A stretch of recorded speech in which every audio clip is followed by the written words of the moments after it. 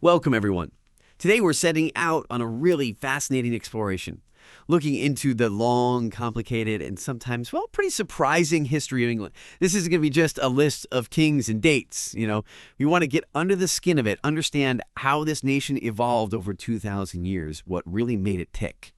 We're covering a huge span of time starting around the 1st century BC, going all the way up to the early 20th century. That's 2 millennia. And to make sense of it all, we're kind of breaking it down into 7 acts. 7 key themes, words, moments that, well, really shaped England. When you think England, maybe the football team comes to mind or the British Empire, right? But we want to look deeper than that today. Focus on the story of England itself, sometimes separate from, Scotland, Ireland, Wales.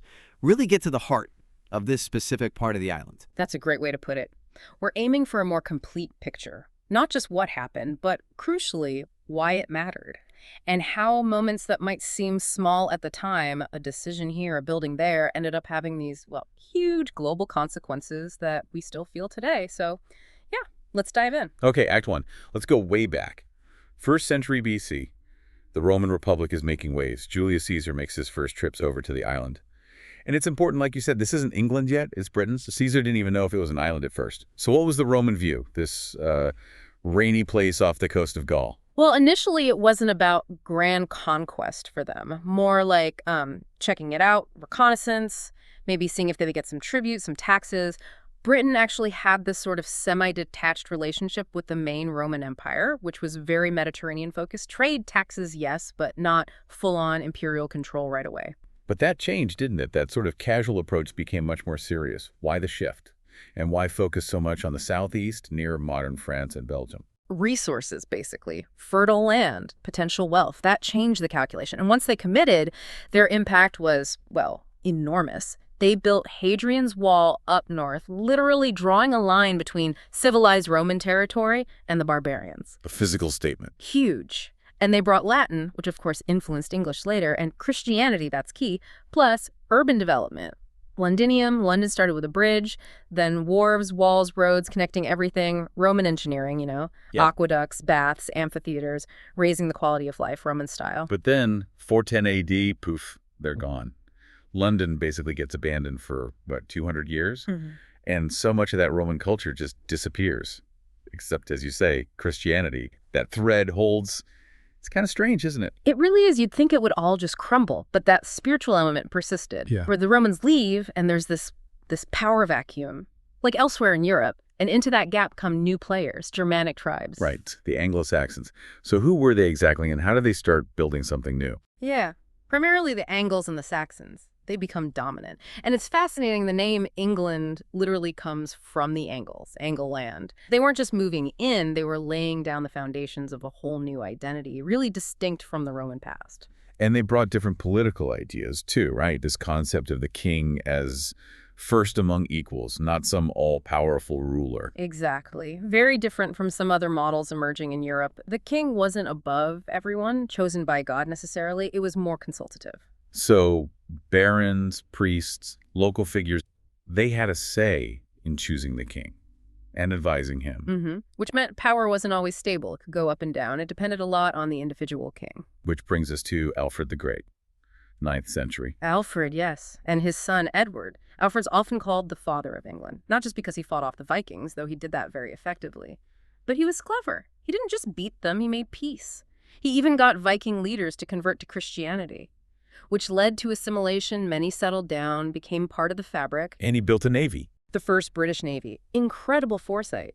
Shifting defense from reacting on the coast to proactively controlling the sea. A real strategist. So these Anglo-Saxon traditions, consultation, maybe less centralized power, they really set England on a distinct path from the start. Is that the root of its uniqueness? I think it's a huge part of it, yeah. It created a foundation for governance and identity that would be challenged, definitely, but never totally wiped out. Okay, let's jump forward. Act 3, 1066. Everyone knows that date. The last time England was successfully conquered from outside. Why was this conquest so transformative? 1066 means the Normans. And who were they? Well, originally Vikings. But they'd settled in northern France generations before. They'd adopted French language, French culture, and crucially, the feudal system. They weren't just raiders anymore. They were about settling, occupying, holding land. So William the Conqueror sails from France. wins the Battle of Hastings, big decisive battle, and gets crowned king on Christmas Day, 1066. And we have the Bayeux Tapestry to tell the story. An amazing source, almost 70 meters long. It's like a graphic novel from the 11th century. Shows the arrow in the king's eye, all the details. Something like 623 people depicted, 190 horses, loads of ships and dogs, and only 3 women, interestingly. Wait, 35 dogs, but only 3 women? That tells you something right there. It does, doesn't it? About whose story was being prioritized. But yeah, it's an incredible visual record. So the Normans rule for about 80 years. Short, but huge impact. They bring in a unified, centralized government, feudalism. Yes, and castles. Big, powerful stone castles like the Tower of London. Symbols of this new top-down power. Defensive, yes, but also projecting authority. And England starts looking towards Europe, towards France, rather than Scandinavia. Definitely a major shift in orientation, but was it an improvement for everyone? That's the question. Good point. What did it mean socially, linguistically? Well, power got really concentrated. King, barons, knights at the top. Anglo-Saxons, especially the serfs, lost out. Tied to the land. A strict pyramid structure. You see it in the Doomsday Book, that huge census from the 11th century. 900 pages. Basically an inventory of everything and everyone for tax purposes. Norman control in action. And the language thing is fascinating. Cow versus beef. Exactly. Cow is the Anglo-Saxon word, the animal the farmer tends. Beef is from the French boeuf, the meat the Norman lord eats. Same with pig and pork, language reflecting the social divide. And the church. Did the Normans change that too? They did. The Anglo-Saxon church had been a bit more independent. William, with the Pope's backing, tied the English church much more closely to Rome. And you see a lot of church building in that Romanesque style. Thick columns, rounded arches, then moving towards pointed ones. Another layer of Norman influence. Okay, so from Norman power structures, we move to a document that tried to limit power. Magna Carta, 1215. Often called one of history's most important documents. What sparked it? Context is everything here. King John, he was not doing well. Lost Normandy. Got excommunicated by the Pope, kept raising taxes for wars he was losing. The barons, these powerful landowners, sometimes linked to the Robin Hood stories, they were pushed too far. They rebelled. So Magna Carta is basically a deal, a peace treaty almost, between a failing king and his powerful subjects. Not the first time a ruler made promises, but this one stuck. Why? Well, its immediate effect was messy. It was ignored, reissued, fought over. But the idea it contained was revolutionary and incredibly persistent. That idea that the king himself is subject to the law, not above it.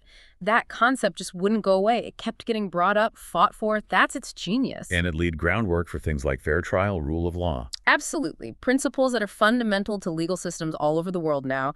You can trace a line from Magna Carta to things like the U.S. Declaration of Independence, the Universal Declaration of Human Rights. And specific clauses really brought that home, right? Like clauses 39 and 40. Yes, no free man could be imprisoned, have property taken, be exiled or harmed, except by the lawful judgment of his peers or by the law of the land. Hugely important. And they even set up a council of 25 barons to basically police the king.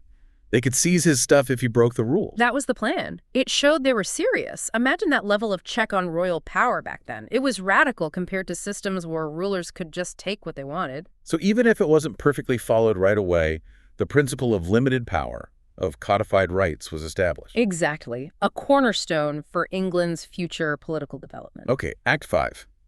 Let's jump to the 16th century. Massive religious change sweeping Europe, the Reformation.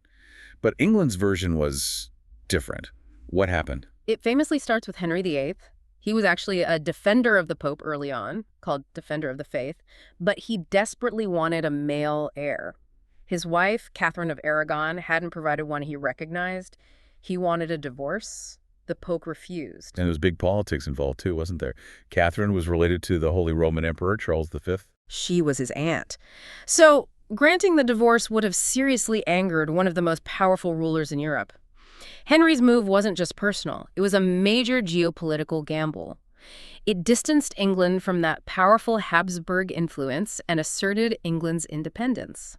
So the result, England splits from Rome. By royal decree, yes. Not a mass popular movement like in parts of Germany, but the king declaring himself supreme head of the Church of England. This created the Anglican Church a unique form, sort of a middle way, often quite conservative, between Catholicism and more radical Protestantism. And this wasn't just about religion. Henry dissolved the monasteries. Huge land grab, right? Massive. All that church land went to the crown. Henry then sold much of it off, often to nobles and gentry with ties to Parliament. This created a whole new class of landowners, loyal to the crown and the new church settlement. It reshaped the social structure, empowering different groups. It wasn't a smooth transition, was it? There was persecution. Oh, yes. Back and forth. Periods where Catholics were persecuted, periods where more radical Protestants, like the Puritans, were. That's partly why some Puritans left for America, founding places like Massachusetts. They were fleeing persecution back in England. But out of this turmoil comes the reign of Elizabeth I, Henry's daughter. The Golden Age. Kind of ironic, given his quest for a son. Huge irony. She becomes one of England's most successful monarchs. Her speech to the troops at Tilbury, heart and stomach of a king, amazing stuff. She navigated the religious divisions quite skillfully, generally keeping the state out of people's private beliefs. And culturally. Wow. Shakespeare, Marlowe, public theaters booming. Drama becomes this really important way of exploring English history and forging a national identity. And this is when England starts looking outwards. Colonization begins. It's the start, yes. Following Spain and Portugal's lead. Realizing there's money to be made overseas. Francis Drake sails around the world. Part state-sponsored exploration, part piracy, really. He brought back incredible wealth, more than the Queen's entire annual income from just one voyage. It fuels ambition for a wider reach. Okay, so England has asserted its religious independence. How did it then change its political structure? Let's move to the late 17th century. The Glorious Revolution, 1688. Sounds quite peaceful for a revolution. Relatively speaking, yes. Especially compared to the Civil War earlier that century, people remembered that bloodshed. The context was King James II. He was Catholic, and he was acting like an absolute monarch, ignoring Parliament, appointing Catholics to high office. Alarm bells were ringing for the Protestant majority. So what happened? A group of leaders invited someone else to take the throne. Exactly. They invited James's Protestant daughter, Mary, and her husband, William of Orange. He was the leader of the Dutch Republic, a major Protestant power. Quite a move. How did William play it? Very shrewdly. He presented it differently to different audiences. To Europe, it was about curbing French power. To Britain, it was about protecting Protestantism and parliamentary rights. He landed with a large force, showing he meant business. But there was very little fighting. James II saw the writing on the wall and fled to France. Most people preferred that to another civil war. And the result was a massive shift in power to Parliament. Absolutely fundamental. Parliament got control over the army, the finances. The Bill of Rights passed the next year, codified it. The king was explicitly placed under the law, couldn't suspend laws, raise taxes, or keep a standing army without Parliament's consent. So no more divine right of kings. That idea was effectively dead in England. Power came from the consent of Parliament, representing the people, at least in theory. It cemented England as a constitutional monarchy, a huge step towards modern democracy. Which brings us to our final act, the British Empire, 18th to early 20th century. England's peak global influence. What are the really big, concrete legacies from that time? Well, two obvious ones that are just everywhere today.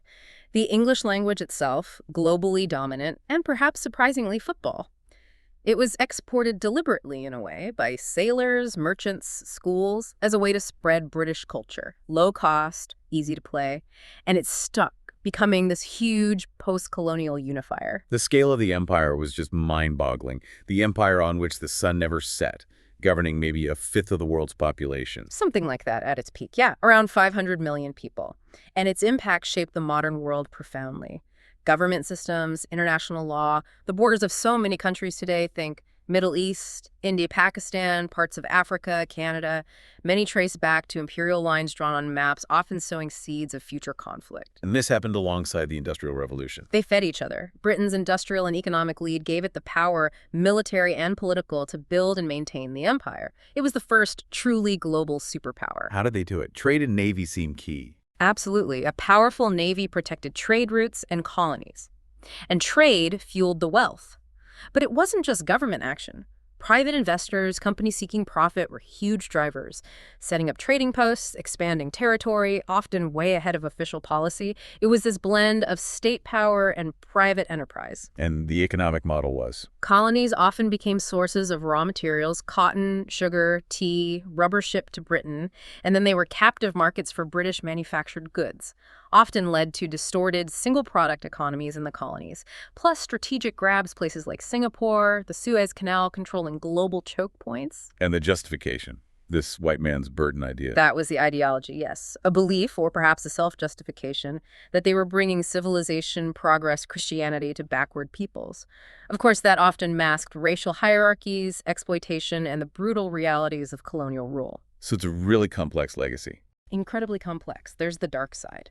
Famines, massacres, repression, economic exploitation, undeniable. But at the same time, you see the development of global finance, free trade ideas, even if selectively applied, multinational corporations, global communication networks like postal services, things that still underpin our world. And eventually, the empire declined. Yes, the 20th century brought huge challenges. The Boer War was a shock. World War I and II drained resources.